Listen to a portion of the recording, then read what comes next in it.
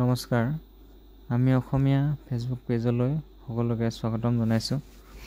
মই আজি লুংলুঙিৰ এজন মানুহৰ ঘৰলৈ গৈছিলোঁ বিশেষ এটা কামৰ বাবে। তো এই বান্দৰ পোৱালিটো মই ইয়াতে এনেকৈ শিকলিত বান্ধি থকা দেখিলোঁ। তো আপোনালোকে ক'বচোন, এনেকুৱা যে জীৱ জন্তু এটাক বান্ধি পেলাই ঘৰচীয়া কৰিব পাৰি জানো? সম্ভৱ হয় জানো? মানে কি যুক্তিত ধৰি লওক এনেকৈ এই বান্দৰটোক ঘৰচীয়া কৰিব বিচাৰিছে? এইটো ঘৰত থকা জন্তু নহয়, এইটো ইয়াৰো এটা পৰিয়াল আছে, ঘৰ আছে, সংসাৰ আছে।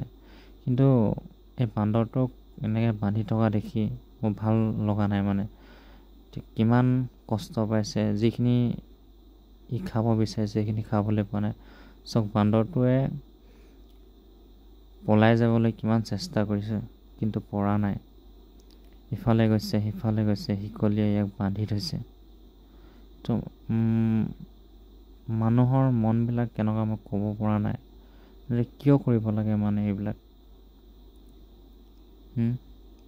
কিয় কৰিব লাগে? এটা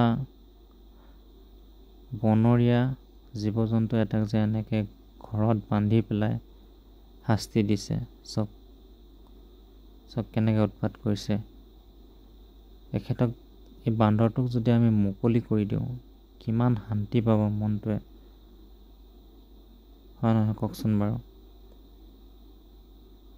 কি ক'ব আপোনালোকে? কি ক'ব যে এই বান্দৰটোক যে এনেকৈ বান্ধি থ'ব পাৰে মানুহে?